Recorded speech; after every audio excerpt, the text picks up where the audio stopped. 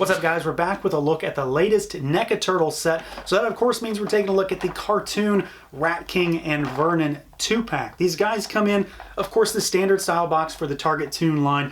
Figures there in the window. You've got some new cartoon style artwork down in the corners, product shots along the spines, and then the back of the box has got a cross-sell, a larger product shot for these figures, and then a write-up for turtles in general. So let's do it.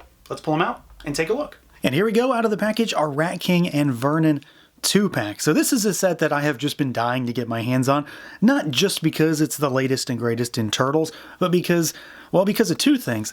I really like the Rat King as a character. I really love that Vintage Playmates figure. And then this is something with Vernon that I've just wanted to see. I wanted to see what they could do with him, because we know that April definitely fell short of the mark, basically. And this guy is very much that kind of figure. He's just a human. He's a civilian. Have they kind of learned from the mistakes with April to make him better? And I can definitely say he is surprisingly good. The Rat King, unfortunately, has a rather glaring issue that a lot of folks have already commented on by now, but we're going to take a look at mine and see what's going on with it. So we're going to, as usual, take a look at each one individually, because these figures could not be further apart in design and style. So we'll start with the Rat King, and then we will get to the smarmy Vernon. So the Rat King is very familiar, but very new territory, because, I mean, this guy has to be all new, right? I don't know that there's anything here that we've seen before, really, because all of the parts have the stitching all over it, so that's unique stuff. We've got a pretty decently articulated figure, though, for the most part. I really don't have many issues with how he moves. His head goes up. He has one of those necks that sort of lurches forward, so his neutral is not a normal neutral, but he does look up a decent bit. He looks down really, really good. And then you've got really good tilt. I mean, that's almost too much, really. And then you've got full rotation. Arms go out at the shoulders. I will note that I have not felt the need to, nor have I heated up any joints on this figure. He moves really fluidly right out of the box for me. You've got rotation. We've got our bicep swivel, of course. You've got your double jointed elbows, really good range there. And then we've got hinges and rotation at the wrist as usual. You've got a diaphragm cut on this guy. And there is one thing that I'll point out that I am slightly concerned about, is this piece of wrapping that wraps around him. It actually wraps over top of the cut. And I think it's sculpted in such a way that it's sort of taking that into consideration. But at the same time, I kind of feel like I'm tearing it apart when I twist him. So just sort of watch out. Like you'll see it move and flex as you if you do that. So you've got to kind of get it over top of it if you can. So he goes backwards only slightly. Forward crunch is decent. You've got tilt side to side, but you're gonna hit this wrap. Watch out. And then of course it's your rotation as well. Legs go out, and this is the area that we're going to talk about, because his legs move. They move all over the place, normal sort of leg articulation, but he's got this diaper thing going on. He's got this isn't uncommon for NECA. He's got one of these sort of soft overlays over the crotch so they can reuse parts and hide joints and stuff like that. But this thing is painted. It's 100% painted, and I think the assumption right now is that this piece is tooled along with Vernon's shirt because it's pink underneath. It is bright pink, and when you move the legs just enough, or even slightly, really, the paint starts to crack. And I've got these like permanent lines and striations in there now. So like this is about as far as I'm comfortable going. He can go a little bit further, but you're going to see this on yours. There's no doubt about it. I don't know that there's anybody that hasn't. I know Pixel Dan reported it in his video. It's even present on the back of the box. So the product shot back there, if you look closely enough, you can see it there as well. When you kick the legs forward, you're going to get a whole lot of cracking going on. So much so that I'd probably advise not doing it too much. This is definitely a big cause for concern with this figure. He does move backwards decently enough. You've got your twist up there. It's that newer style of joint that we've been seeing lately. You do have double jointed knees. And then we've got our rocker, and we've got hinges down at those ankles. So he does move well enough. I mean, the movement capability is there, but at the end of the day, I don't know how much you should be stressing this part. Once you've sort of got him back to neutral, it's probably going to be fine. Like, you can't really see it too much, but at the same time, once you notice it, you're going to always see it. So he moves well enough, but the situation at the hips is definitely a big negative for this figure. Frankly, it's kind of an eyesore to me now, and I can't not see it any longer. Which is a bit of a shame, because honestly, I think this guy looks pretty fantastic on his own. He is, I mean, he's so different from everything else in this line. He very much has that sort of cell-shaded animation style look. You know, I'll say it like I always do. He's got that sort of bisected design. So he's light brown on the front, light green on the front, dark brown, dark green on the back. So they give you that sort of cloaked in shadow look that you would expect to see from the animation. And I think he looks tremendous. The paint job, for the most part, is really well done. The big thing is, again, that he's got this goofy diaper, which frankly, I don't understand why it's even tooled this way. I don't understand it. He's even got, you know, a natural cut here at the crotch, where if it was a normal non-diapered crotch, it would just be a normal set of legs. I don't see the point in this, frankly, outside of the fact that this might look a little more aesthetically pleasing, outside of the fact that, you know, the paint is cracking all over it. And mine hasn't gotten too bad yet, but that's because I knew it was going to do this going into it. For folks that didn't know this before people had gotten these in hand, I'm curious how bad this has gotten. I know Pixel Dan's in particular is like sort of just flaking off right now without really doing a whole lot to it. So this is definitely something to keep in mind. I do have a QC issue on mine as well. Something was going on here. The butt of the diaper was like stuck to the thigh, and just like a bunch of paint just got ripped off. There's almost like a gouge in there too, which is definitely a very unsightly thing. Thankfully it's on the back, but at the same time I'm very much not happy with the fact that that's there. If it was on the front, I'd be a little bit more worried. But he does look really good. The stitching all over the suit is really well done. The paint work everywhere else is incredibly well done. All of the line work is really nicely applied. I really like the diaphragm cut that he's got here. It looks really good. It blends well with the figure and the sort of tapering of his sort of muscled chest there. The stitching even like runs down all through the suit. So you've got it on the toes down here, and it's all raised. It's all sculpted in, and then all of that line work is painted as well. So he does look really good, and topped off by a really cool looking head sculpt as well. It's very vibrant and bright when it comes to that sort of shock of orange hair. The weird wraps over his forehead and nose look really good, but it's hard to dismiss a lot of the issues with this guy, and they all stem from whatever's going on with this diaper thing. And I don't know if there's a better word for it, but I like calling it a diaper because it makes it at least slightly funny to me that this thing that sits over top of his junk is cracking and flaking all this paint off, because for some reason it's made of pink plastic but is painted 15 different colors. So this is definitely a huge issue. I hope we don't see this anymore. I know some folks had similar issues with Krang's shoulder pads. I did not experience that myself. But this thing is not something that's making me a very happy camper. And then whatever's going on back here is definitely not anything that I'm happy with either. So in a general sense, he looks pretty fantastic, but he is definitely not devoid of issues. Vernon, by comparison, I really have no issues with. This guy is surprisingly good. And I say that in a sense that he's a slightly boring character. I know he's kind of goofy, and his character gets a lot of changes really in personality throughout the seasons. But as a figure goes, he's not the most dynamic. He's not the most eye-catching. But this is a pretty well done figure by comparison. Again, not really anything to complain about here. So we've got a head that can look up pretty far. It's on an independently articulated neck. He can look down really good as well. Really, really good tilt. Full rotation as usual. Arms go out at the shoulders, and then they do rotate. This is another instance where I haven't felt the need to heat this guy up either. We do have the sort of telltale NECA double jointed elbows, so he's got the sort of the big gap in there, but it does help with some range quite a bit. And then of course this all rotates as well up at the bicep, at the forearm, and then you've got wrist rotation and hinges as well. We've got our waist twist here. I think it's like a torso cut in there is really what it feels like, because you can start to pull the shirt up almost, so you can sort of see his unpainted stomach in there. So you've got tilt forward, backward, a little bit of shimmy side to side, and then full rotation down there. Your legs are going to go out about this far.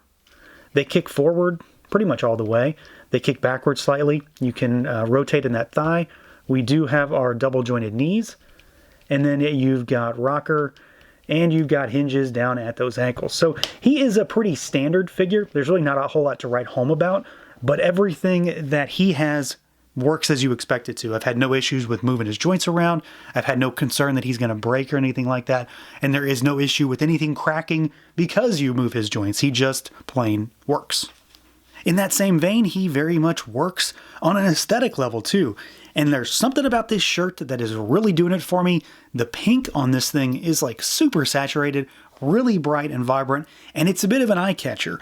If there's one thing about this figure that's probably going to draw your attention, it's the shirt. And it is, of course, bisected as usual, so you've got light on the front, dark on the back. He's got his suspenders and his tie and his slightly unbuttoned collar up there. I do really like these black lines for the sort of cel-shaded aesthetic on this pink shirt. It pops, it really stands out. And then you've got, you know, just sort of standard blue jeans. He's got whatever is in this little clip down here, a beeper maybe. I don't know what that's supposed to be that I can recall. And then he's got some sneakers which are really well sculpted and really well painted as well. This guy, I believe, right, is going to be used as the basis for Ace Duck. So what we're seeing here, we should be seeing when we get that guy down the road. But I think for a standard, just basic humanoid figure, they really did a good job here. I mean, even the watch is on there, and of course it does move because you can move that forearm independent of the wrist, so you can sort of pose it as you need to. The head sculpt is really, really well done. He's got this sort of smarmy but almost devious expression about him. So he kind of goes two ways. He's sort of like a goofy coward, but he's also kind of conniving at many points in the show. And I think the expression that they gave him here with that sort of raised eyebrow look really works. The line work on the face is really well done. Everything is very clean and crisp, from the teeth to the eyes to those lines that accent the cheekbones, especially the hair on top.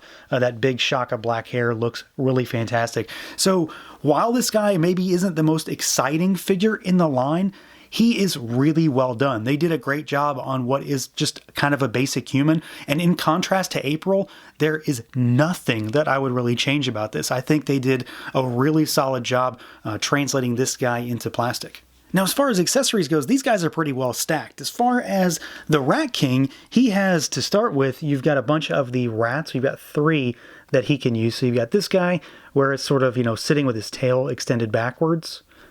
You've got this little guy here, which has sort of like a crooked tail. And these are slightly pliable, so you can sort of move it and put it elsewhere. Wrap it around his shoulder like I've got this guy. And once you've got it up on his shoulder like this one, it stays really, really well. Actually, I've had no issues with it falling or anything like that. They're sculpted really nicely. Minimal paint apps, but they look really good. We've got his bandolier that sits over top of him. You can just pop his head off and it'll come out. And he's got 3 of his little soda can grenades. So you've got 2 red ones and you've got a blue one. And there's not really a lot to show there, but he does have them. We've got his canister of mutagen as well. So this is, of course, you know, to be used with Vernon and I suppose Irma down the road as well, where he puts the unstable mutagen on them and then they turn into the were-rats. And this guy actually pops apart so you can see inside of it, and you've got mutagen in there. And I don't think any of the other ones do this. I saw someone on either Twitter or Instagram do it. I don't know that I would have noticed that it did this because I don't remember there being any indication that it would do this. It's one of those things that you find by just sort of messing around with all your toys. So that's a cool little Easter egg, a little bonus there. We've got some extra set of hands. So he's got these sort of open palm style hands in the box. You've got a set of gripping hands. And then we've got a single finger pointing hand for his right. And then lastly, a very important accessory for this guy, you've got his flute so he can control the rats. He holds this well enough. It's kind of an awkward accessory to use because it's rather small. And of course, you know, you want to put it up to his mouth. You'll just have to work at it until you get it posed right. But it looks really good. It's sculpted well, painted really nicely. So he's got a really solid set of accessories. Vernon, though, is likely my favorite example of accessories when it comes to this set because you make an entirely different figure out of him. And honestly, after doing this, I kind of want a second one to have your normal one and your were-rat version. So what you do is you pop the forearms off, and this is why I mentioned that the forearms also swiveled, because you have to take them off. And again, just like with moving him around, I had no reason to want or need to use heat on this guy. I got the head and the arms on without much fuss and without heating him and without fear of breaking anything. So you've got a set of forearms with hands. So you've got the sort of furry arms with clawed hands, and then you've got his were-rat head, which also has a neck. So he can look up really good, he looks down really good, side to side, full rotation, all that. But he also has an articulated jaw. He's got that sort of, coif hairdo that he's got going on, and it still very much looks like him. So I'm really, really happy with the way this turned out. It's one of those instances where you can make 2 figures out of this guy, but you can only have 1 displayed at a time, and now I want 2 so I can have them both. He also comes with a few accessories for his human form. So we've got some open palm style pose hands. You got 2 of those, 1 for each side, and then we've got a finger pointing hand, just like the Rat King has. Same thing, also right hand, and then he also comes with his camera. This is not the same camera that April comes with. This is bigger, more detailed, different paint applications. Similar style, but just much bigger to fit a more appropriately sized human figure. So, these guys have a lot of stuff. They're very specific accessories to what this set is about, the Rat King and his thing where he transformed them into the were-rats. But I'm really happy with a lot of the implementation here. No real issues with anything. A lot of cool stuff and a great way to change up Vernon. Now, as far as size comparisons go, these guys are pretty different from the normal stuff in this line, so we'll compare against stuff that's in the line. And April, I think, makes a good example figure for these two, since, of course, she goes with Vernon. And, I mean, you can still see that she is just way, way too small still, so I'm not sure that's the best scale, really, but, of course, it's needed. Here they are with Donnie, which I think is a good comparison. So Donnie, of course, shorter than Vernon, shorter than the Rat King by a wider margin. And then we've got another one that fits with this grouping. So we've got our Resonant Rat, Splinter, who is even smaller. So you can see that the Rat King is really well sized. I think he's proportionally really well done, as is Vernon. They fit very nicely into this line and fit alongside all of these figures really well, except for maybe this one. But that's her problem, not theirs. So overall, this set is a lot of good and some bad. For the most part, everything is really well done here. Vernon moves well, he looks really good, he comes with a great array of accessories. Rat King looks really good, he moves really well, and he comes with a great array of accessories. The one big problem is the diaper situation with the Rat King, because it hinders some of his good mobility, and it looks awful when you start to move those legs, and you can see that cracking, and it's a big QC problem. It obviously should have been caught somehow. Again, the fact that it was on the back of the box on that artwork or the promo images is really telling that this is definitely not something that happened just once folks got them in hand. It's something that happened before these were shipped to retailers. So I'm very unhappy with that aspect of that figure, but the rest of the set is really well done. So that's going to do it for this look at the NECA Toys TMNT Rat King and Vernon 2-pack. Let me know what you guys think. Feel free to like, comment, subscribe, and share, and until next time.